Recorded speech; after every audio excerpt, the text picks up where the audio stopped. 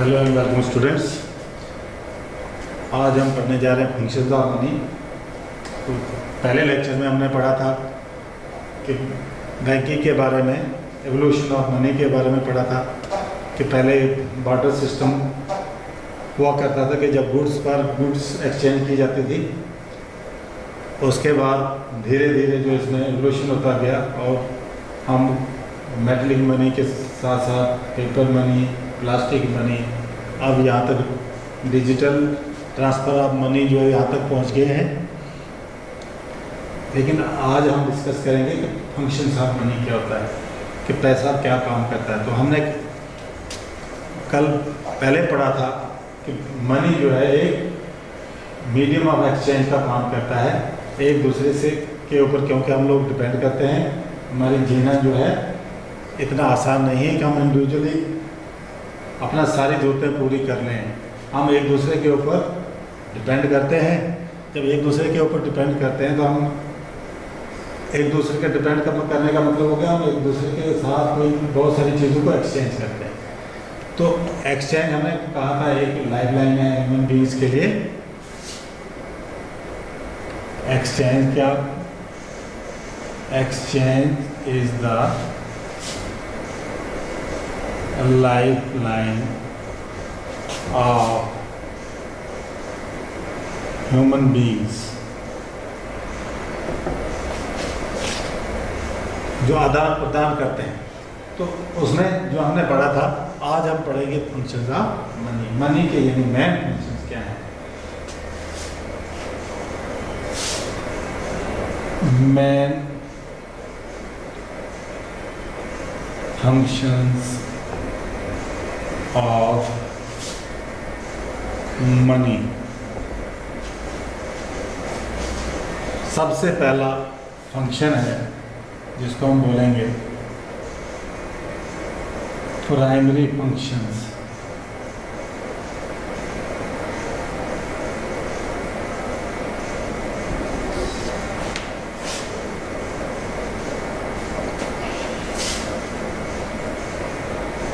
Primary function या इसको बोलते हैं मेन फंक्शंस।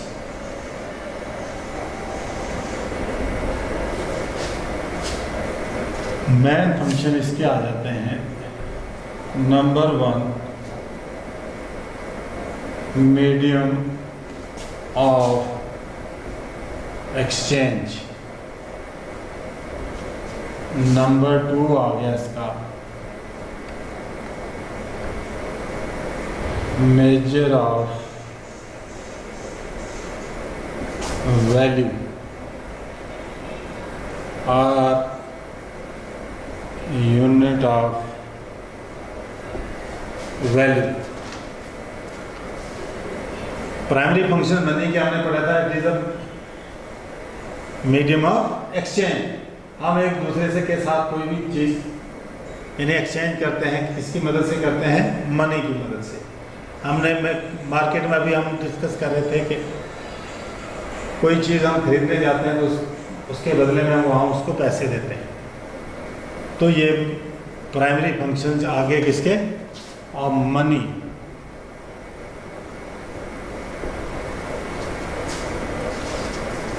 पहला फंक्शन मीडियम ऑफ एक्सचेंज। हम बाज़ार में जाते हैं कोई चीज़ खरीदने तो पैसा, खाने पीने की चीज़ें खरीदेंगे तो बदले में हम पैसा दे के आते हैं। कपड़ा खरीदने जाएंगे तो बदले में हम पैसा दे के आते हैं। और बहुत सारी अपनी जो लाइफ में हमारी ज़रूरतें हैं, जो भी हम मार्केट में जाते हैं या एक दूसरे से लेते हैं तो हम पैसे के बदले में उन चीज़ों को खरीद के ले आते हैं। तो इसका मतलब हो गया सबसे ज़्यादा मेन फंक्शन क्या हो गया? Medium of exchange. Money acts as medium of exchange.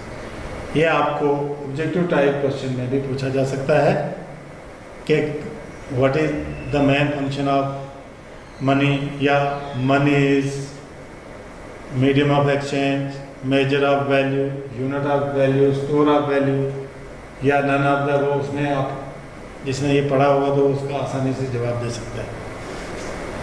तो ये आगे इसके primary major of value.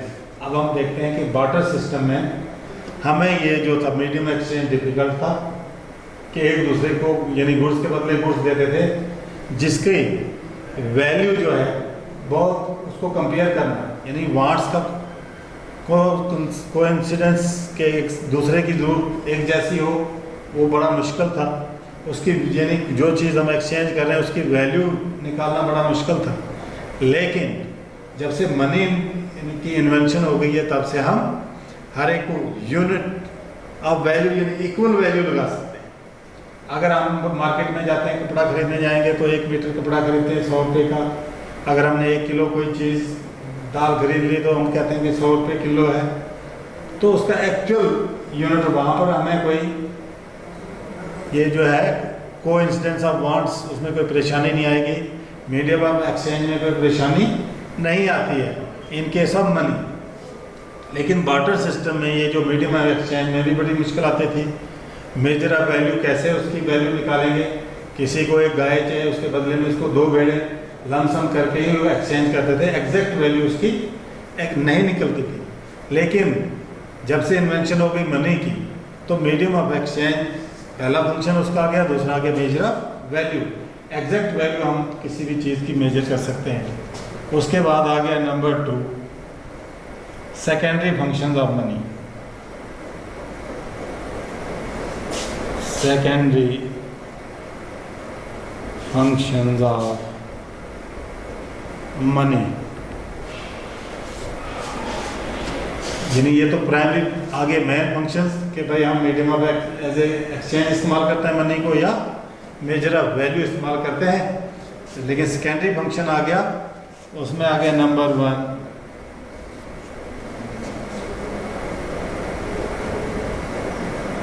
Standard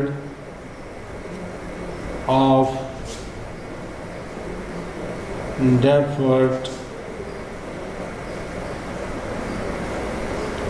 payments, और नंबर 2 आ गया ट्रांसफर ऑफ वैल्यू। नंबर 3 आ गया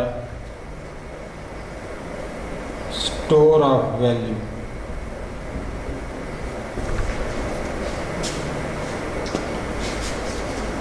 सेकेंडरी फंक्शन में क्या आ गया, स्टैंडर्ड ऑफ डेफर्ड पेमेंट्स।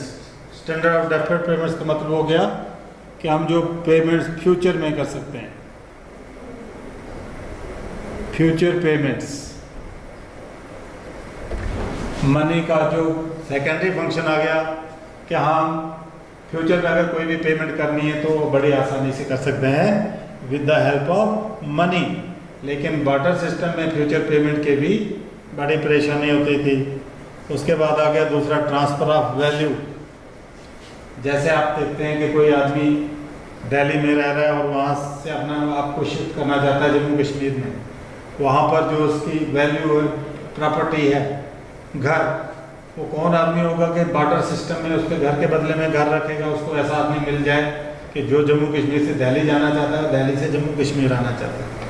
लेकिन मनी के मसले में वो क्या करेगा, अपनी प्रॉपर्टी को वहाँ पे बेच के आके जम्मू में उस प्रॉपर्टी को खरीद सकता है, उस वैल्यू को ट्रांसफ़र कर सकता है इजीली। उसके बाद आ गया स्टोर ऑफ वैल्यू, इसको हमें स्टोर करने में भी कोई परेशानी नहीं है। ये मेन फंक्शंस हैं इसके, फंक्शंस ऑफ मनी, जिसकी वजह से ये हमारी जो आजकल का जो डेवलपमेंट प्रोसेस है, जो ग्रोथ का प्रोसेस है, बड़ा आसान हो जाता है इसकी वजह से। अदरवाइज पुराने ज़माने में वह तो वांट्स भी लिमिटेड थी, लेकिन आजकल आपको पता है कि इतना कंपटीशन है कि अगर हमारा कोई ये एक्सचेंज सिस्टम इतना आसान नहीं होता तो हमारी तरक्की करना, किसी की भी यानी तरक्की करना बड़ा मुश्किल था। तो आज इसी फास्ट ग्रोथ के पीछे ही सारा जो एवोल्यूशन ऑफ मनी जो है कहाँ तक पहुँच गया, आजकल डिजिटल लेवल तक पहुँच गया कि घर बैठे हम लोग मनी को एक जगह से दूसरी जगह, यानी उसका एक्सचेंज ऑफ मनी, किसी को पेमेंट करनी है आप तो डिजिटल कर सकते हो, मोबाइल ऐप से ही कर सकते हो। अगर आपने किसी चीज़ की वैल्यू यानी मेजर करनी है या फ्यूचर पेमेंट जो भी करनी है, हम सारी किसकी वजह से कर सकते हैं, पैसे की मदद से बड़े आसानी से कर सकते हैं। तो ये इसके मेन फंक्शंस हैं। फिर आ गया contingent functions of money.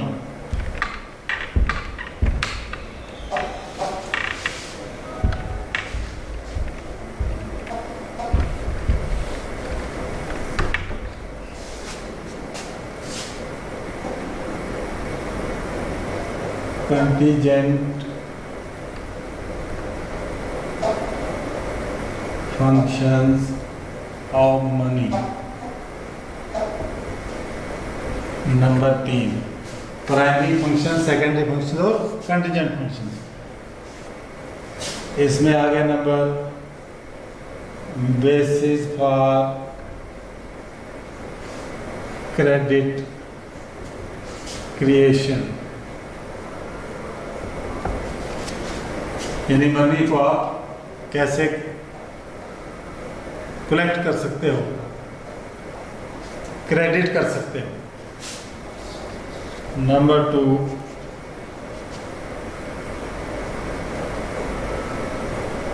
Maximisation of satisfaction,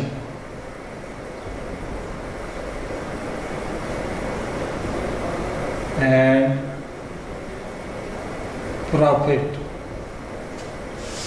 number 3 आ गया डिस्ट्रीब्यूशन ऑफ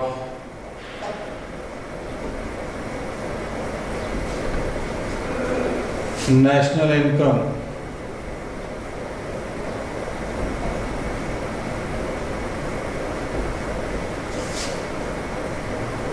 नंबर 4 आ गया वेरिएशन ऑफ ऑप्शन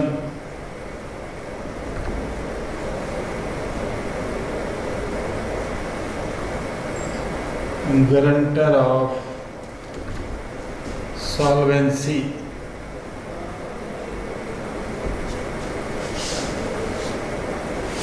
फिर आ गया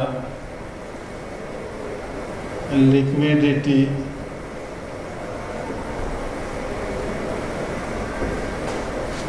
of capital.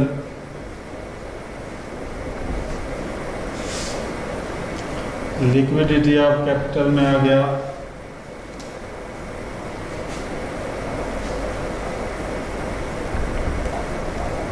Transaction motive. Number 2 आ गया प्रिकॉशनरी मोटिव।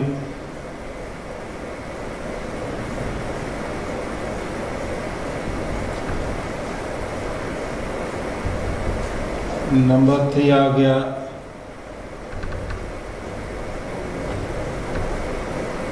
Speculative motive.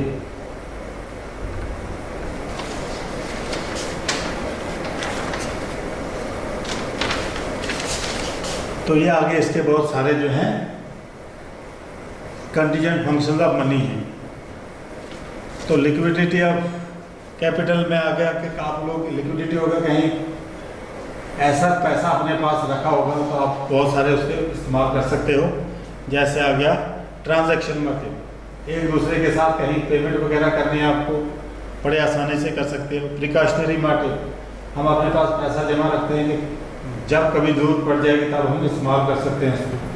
या स्पेकुलेटिव मोटिव, स्पेकुलेटिव मोटिव हो गया मार्केट में कहीं हो सकता है इंटरेस्ट रेट बढ़ जाए, देखते हैं कि कहाँ से फ़ायदा होगा तो लोग उस वक्त इन्वेस्ट, यानी उस पैसे को इन्वेस्ट करके अपना ज़्यादा से मुनाफा कमा सकते हैं। तो ये इसके कुछ बहुत सारे फंक्शंस हैं जो मनी जो हमने स्टडी की है। तो उसके बाद हम पढ़ेंगे supply of money.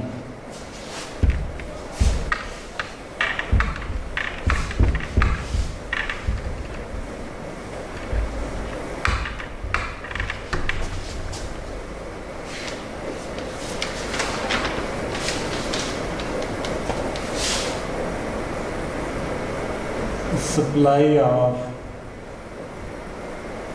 Money.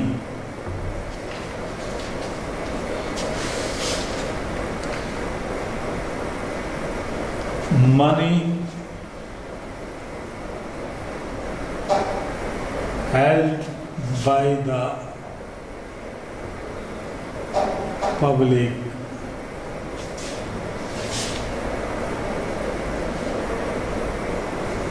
of a country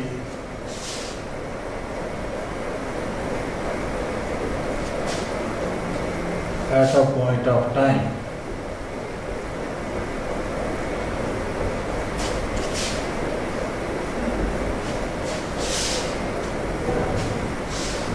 It is a stock concept.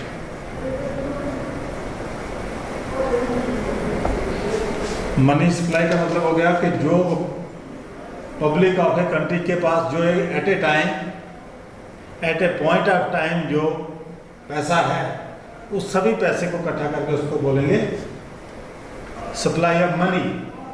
ना कि जो पैसा गवर्नमेंट के पास है और रिजर्व बैंक के पास है, वो जो पैसा है उस सप्लाई ऑफ मनी में इंक्लूड नहीं होता है। सप्लाई ऑफ मनी में पैसा वही इंक्लूड होता है जो पब्लिक के पास मौजूद है, और जो गवर्नमेंट के पास है और या रिजर्व बैंक ऑफ इंडिया के पास है उसको सप्लाई ऑफ मनी नहीं बोलते। वो आगे मनी सप्लायर्स यानी producer of money. Producer of money कौन से हो गए?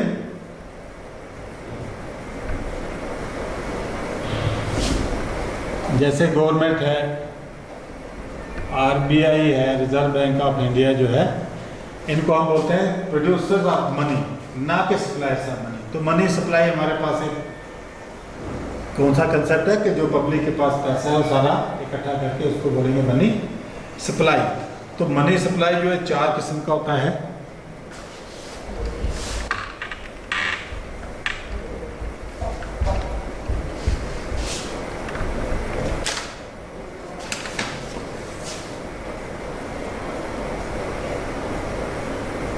There is 4 kinds of money supply। जैसे नंबर 1 आ गया M1, नंबर 2 आ गया M2, नंबर 3 M3, नंबर 4 आ गया M4।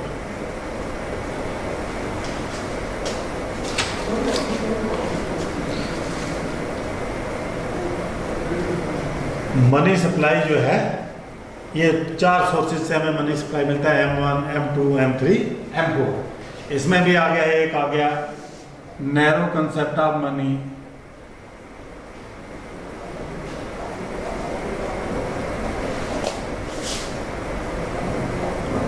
ये ऑब्जेक्टिव टाइप में भी पूछा जाता है, which is the narrow concept of money. तो उसमें आ जाएगा M1 is the narrow concept of money. फिर इसी तरह से ब्रॉडर कंसेप्ट ऑफ मनी, जिसमें आ जाता है M2, M3, M4। अगर ब्रॉडर कंसेप्ट हमारे पास M2 और M3 में बताना हो तो हम बोलेंगे M3 is the broader concept than M2। इसी तरह आ गया M4 is broader concept then M3। लेकिन नॉर्मली जो है नैरो कंसेप्ट ऑफ मनी आ गया M1 और ब्रॉडर कंसेप्ट ऑफ मनी आ गया M2, M3, M4। अब हम ये पढ़ेंगे कि M1 कौन सा कंसेप्ट है और M2, M3 कौन से सप्लाई ऑफ मनी है।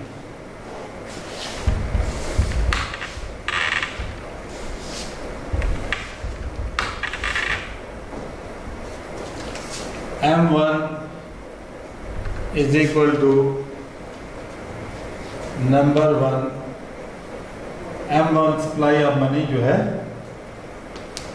इसको कहेंगे C plus DD plus OD। C किसके बराबर होता है? C is equal to currency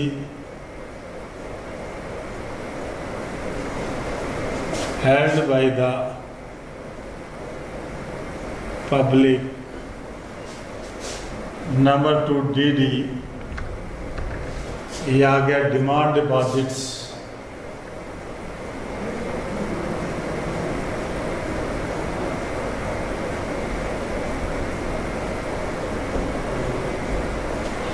OD आ गया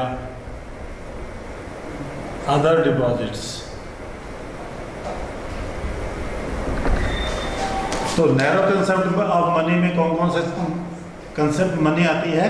currency held by the public या demand deposits.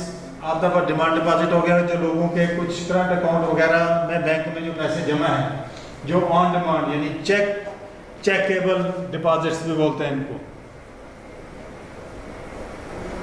Checkable deposits.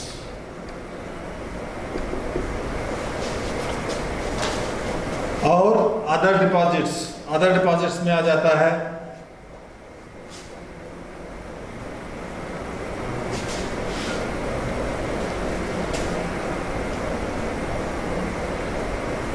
Demand deposits with public financial institutions।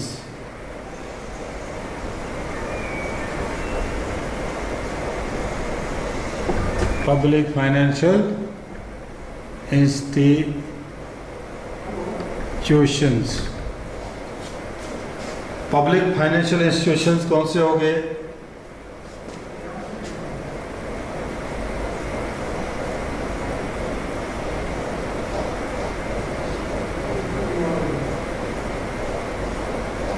या demand deposits with RBI,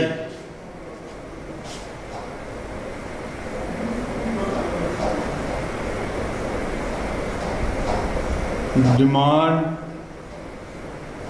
deposits with RBI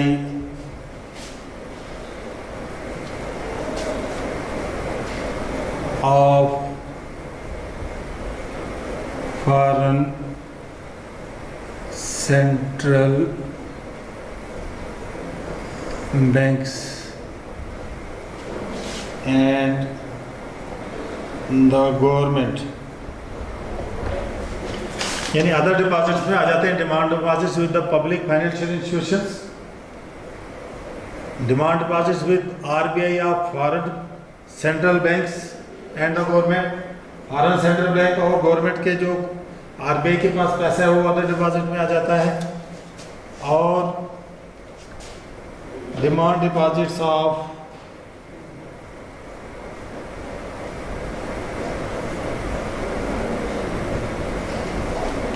international financial institutions, international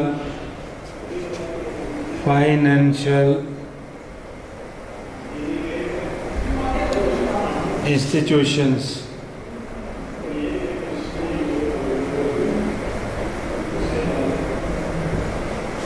international financial institution आगे जैसे हमारे पास है World Bank, International Monetary Fund वगैरह वगैरह।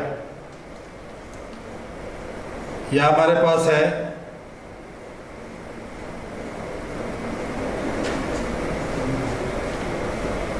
Public finance institution IDB, Industrial Development Bank of India या Industrial Finance Corporation of India. ऐसे बहुत सारे जो फाइनेंशियल इंस्टीट्यूशन है पब्लिक के, वो सारे के सारे जो अदर डिपॉजिट्स में शामिल होते हैं। तो ये सारा अमाउंट इकट्ठा करके ये हमारे पास बन गया M1 concept of money, means narrow concept of money. क्या बोलते हैं इसको साथ में? It is narrow concept of money.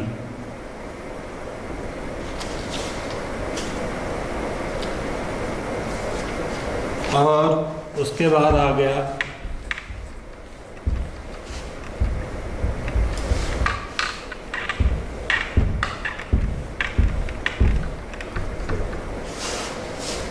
हमारे पास M1 आ गया, C plus DD plus OD।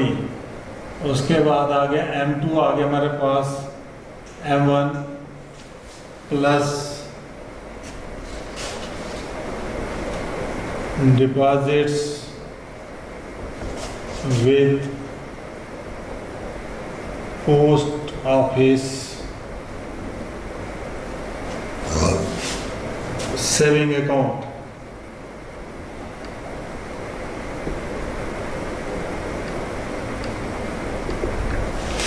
अब M2 कंसेप्ट ऑफ मनी क्या है? M1 प्लस जो डिपॉजिट्स हैं सेविंग अकाउंट के विद पोस्ट ऑफिस।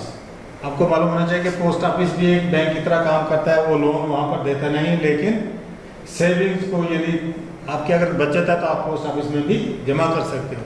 वो वाला पैसा भी अगर हम M1 में इंक्लूड कर देंगे तो हमारे पास आ जाएगा M2 कंसेप्ट ऑफ मनी। उसके बाद आ गया M3, this is equal to M1 plus net time deposits with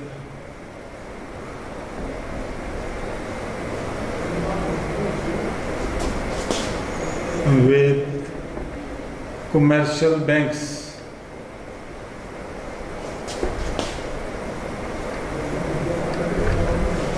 time deposits यानी फिक्स डिपॉजिट जो है कमर्शियल बैंक के पास जो जमा है, उसको अगर हम M1 में इंक्लूड कर देंगे हमारे पास आ जाएगा M3 कंसेप्ट ऑफ मनी या M3 सप्लाई ऑफ मनी। इसी तरह से आ जाएगा M4 सप्लाई ऑफ मनी जो है, that is equal to M3 plus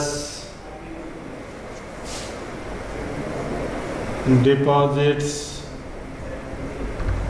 with post office saving bank. M1 plus deposit with post office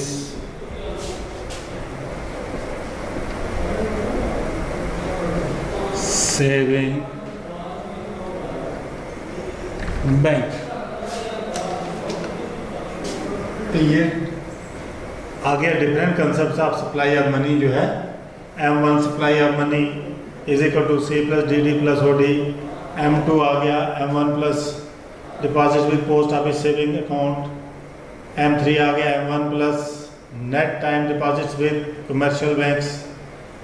M4 आ गया M1 plus deposit with post office saving bank. तो ये आ गया different types of supply of money जो market में कैसे कैसे, यानी आप हमने डिस्कस कर दिया कि public held by the people या public of the country plus demand deposits plus other deposits.